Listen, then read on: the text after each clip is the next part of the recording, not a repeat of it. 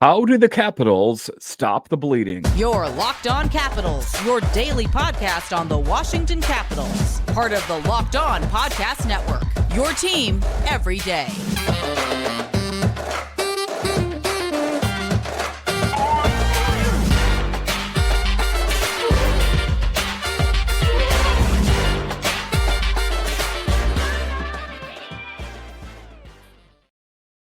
Well, hello and welcome into this edition of Locked On Capitals. I'm so glad you decided to join me today. As always, this podcast is free and available on all the major platforms, including the SiriusXM app and on YouTube. And I want to thank you for making this your first listen each and every day. My name is Dan Holme. You can find me on Twitter. It's at DanCaps218. You can find the show on Twitter. It's at Locked On Caps. And the best way that you can help grow the show is to subscribe to Locked On Capitals on YouTube and comment anything down below. I would love to talk Capitals hockey with you one-on-one, and we can do that on subtext. Just check the show description for more details. Today's episode is brought to you by Game Time. Download the Game Time app, create an account, and use code LOCKEDONNHL for $20 off your first purchase. In today's episode of Locked On Capitals, we talk about the Capitals as they fall yet again. How do they turn this around? It goes game to game. Well, it's got to get better this game. Well, it didn't go well that game. It's got to go better the next game. When will this come together? When will the Capitals start playing better? We'll talk about that in the show. A little bit later, we will talk about Hunter Shepard will get his big opportunity between the pipes as the Caps take on the Devils. That should be an interesting thing to watch there. Then we'll talk about how Ovi leads the offense for the Capitals, despite the fact that they didn't win the game. There is a bright spot. Ovi really showing up was one of those. But just to get it going here, the Caps fall to the Leafs. Like I said, how do they turn this around? I keep telling myself it's got to get better. The next game has got to get better, but it just doesn't get better. And you know, the thing that is kind of mystifying to me is the fact that they are getting shots on goal now. So for the longest time, well, we were saying that they weren't playing that well because they weren't getting any shots on goal. Take a look at the game tonight. The Capitals, 37 shots on goal. The Maple Leafs, 17. That's quite a disparity. So what is it about for me? Just, knee-jerk reaction is high quality chances. The Caps weren't getting quality chances, and subsequently the Maple Leafs were. So they didn't even have to have nearly as many shots, and they still found a way to win in a convincing fashion. Penalties, 3-3. Capitals, Maple Leafs, so you can't really fault too much there. And penalty minutes, 6-6. So it is an interesting thing that, for the longest time, we were saying that they're not getting shots on goal. They're not getting shots on goal. What's it about?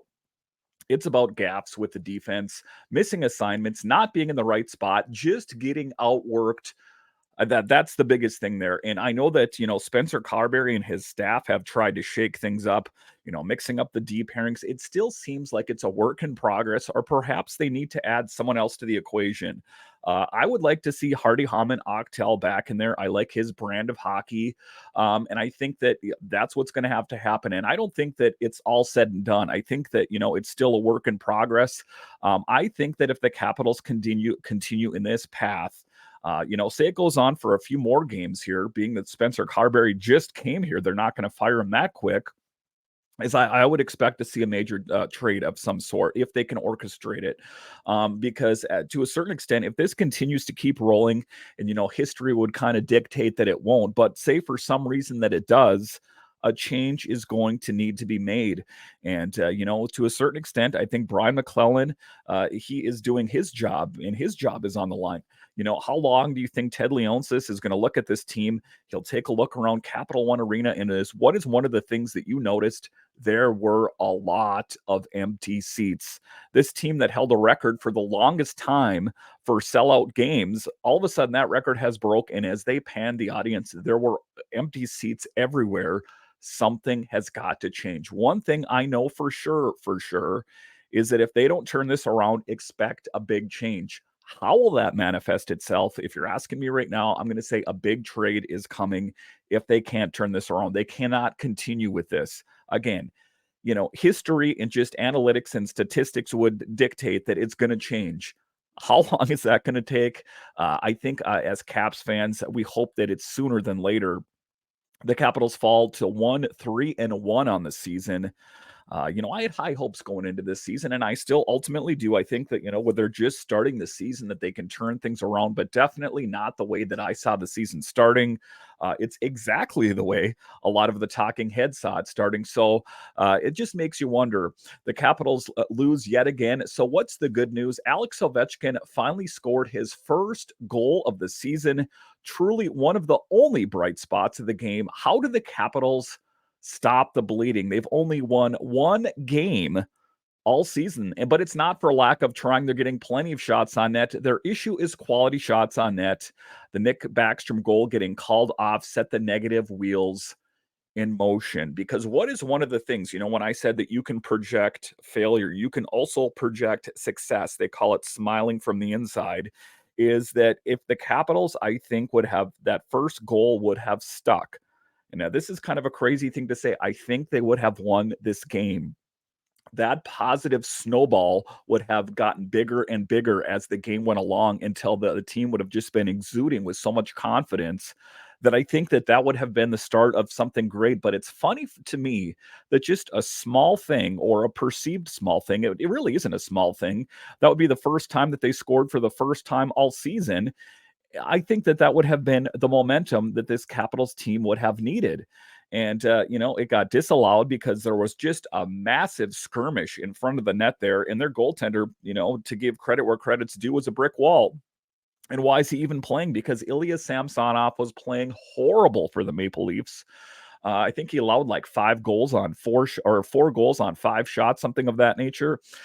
So that's why they're even resorting to him. But he definitely seems to be the number one option for the Maple Leafs. But in any event, it was one of the things where Ovechkin, they perceived, kind of interfered with the play of the netminder there, and ultimately it got called off. Backstrom had it in there. Everyone was excited. The bench was jumping. The positivity was flowing. And then they're like, no goal. So it was one of the things that was frustrating for me as a Capitals fan. I'm like, finally, this positive momentum. The Capitals scored their first power play of the season by Alex Ovechkin after 14 failed attempts. The Capitals are holding all kinds of records in the NHL this year, and they're not in the positive category. The special teams struggled. 2 of the Leafs' goals came on the power play, with Washington's penalty kill continuing to underperform.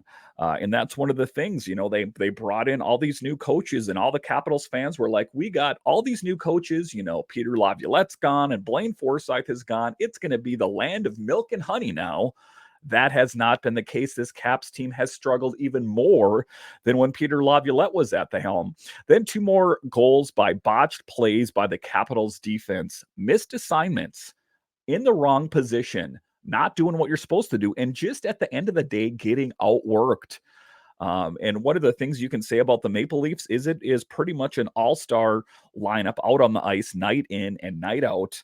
That it was difficult. I don't think that oftentimes the Maple Leafs get enough credit, even though they have been snake bitten as far as Stanley Cups. They have not won for a long period of time. I think they're a much better team than they get credit for. And then Wilson's frustration was boiling over as well. Wilson, on his abuse of the officials minor, it was a little bit of frustration, obviously, for my part. Can't have it, unacceptable. But as a whole, to find a way to build momentum and tilt the ice our way. You hate to resort to fights, but is what's going to take, a fight to get things going. And Tom Wilson leading the charge, doing what he does best, is playing a physical brand of hockey. And, you hate to resort to fights, but for a momentum change, I would almost think it would be worthwhile to just have an all-out brawl to kind of get some life into this team. It just seems like they're kind of laying around like a limp doll, like they really don't care. Where is the attitude that we want to win? In the post-game pressers, they all say, well, we care and we want to win.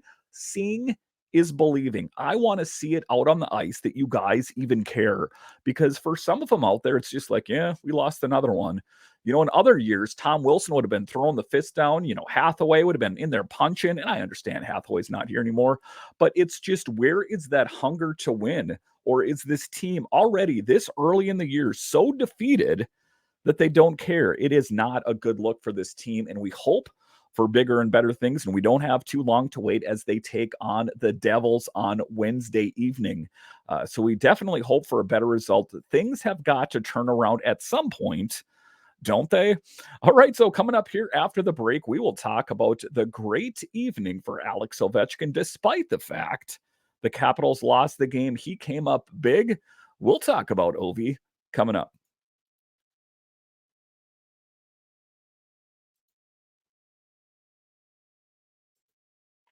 Passion, drive, and patience. What brings home the winning trophies? Also, what keeps your ride or die alive? eBay Motors has everything you need to maintain your vehicle and level it up to peak performance, from superchargers, roof racks, exhaust kits, LED lights, and more. Whether you're into speed, power, or style, eBay Motors has got you covered. With over 122 million parts for your number one ride or die, excuse me, you'll always find exactly what you're looking for. And with eBay Guaranteed Fit, your part is guaranteed to fit your ride every time or your money back. Because with eBay Motors, you're burning rubber, not cash. With all the parts you need at the prices you want, it's easy to turn your car into the MVP and bring home the win. Keep your ride or die alive at ebaymotors.com. Eligible items only. Exclusions apply. eBay Guaranteed Fit only available to U.S. customers.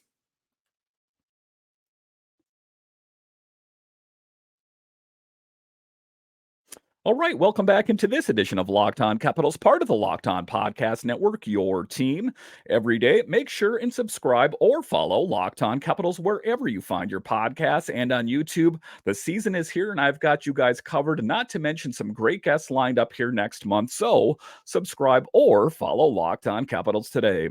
Right in this next segment here, we're going to talk about, despite the fact that the Capitals lost yet again, one player stood out above the rest of them, and it should come as no surprise. It's your captain, my captain, Alex Ovechkin, who finally got off the schneid and got his first goal of the season.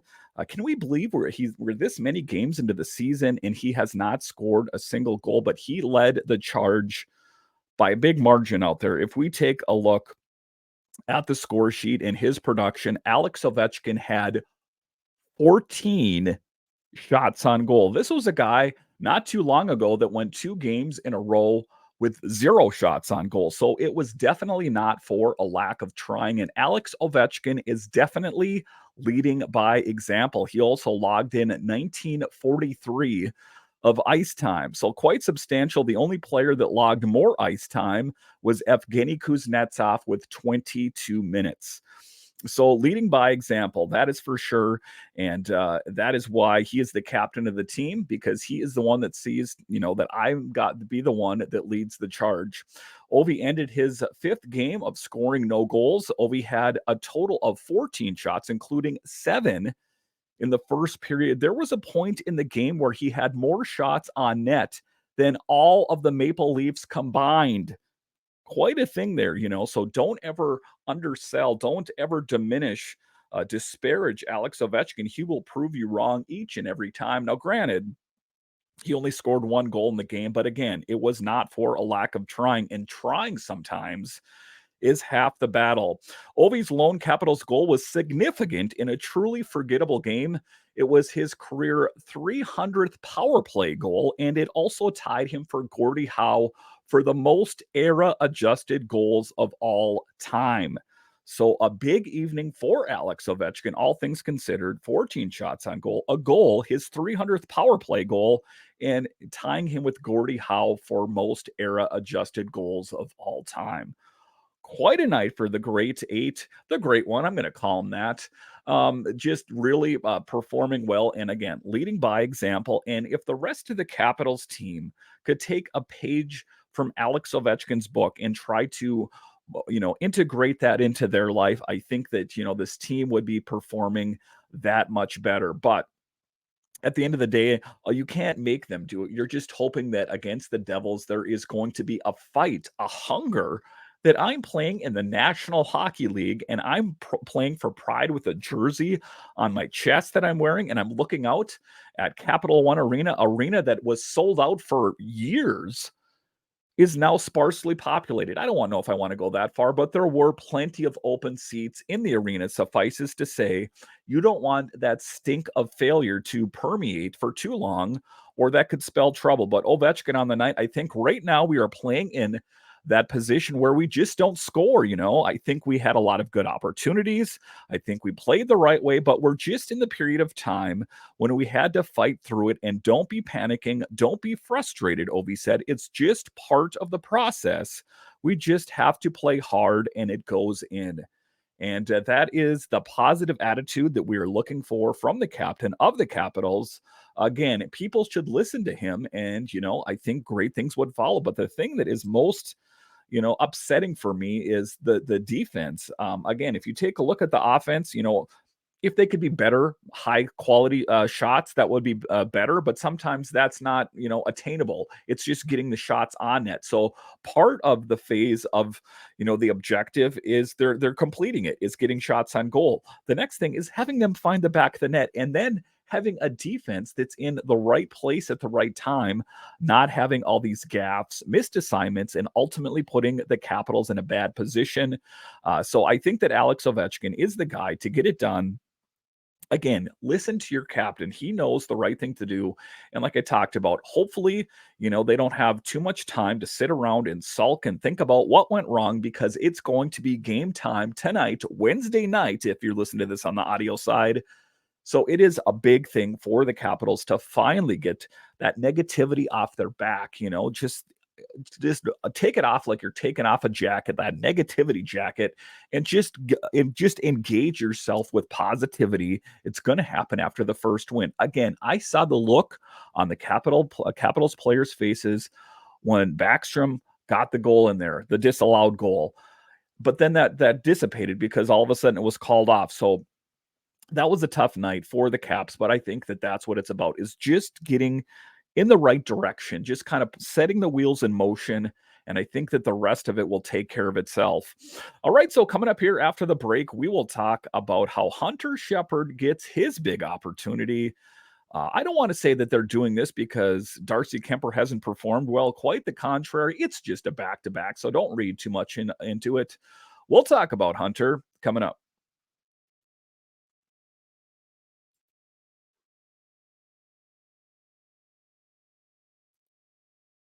You shouldn't have to worry when you're buying tickets to your next big event. Game Time is the fast and easy way to buy tickets for all the sports, music, comedy, and theater events near you, with killer last minute deals, all in prices, views from your seat, and their best price guarantee. Game Time takes the guesswork out of buying tickets.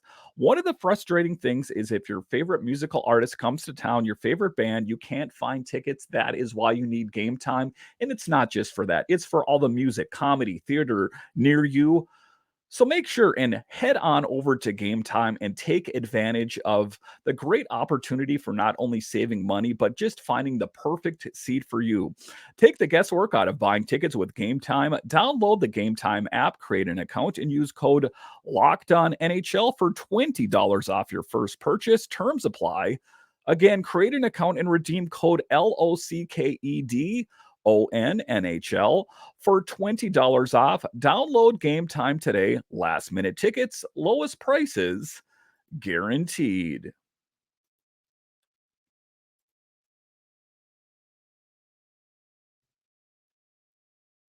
All right, welcome back into this edition of Locked On Capitals, part of the Locked On Podcast Network, your team every day.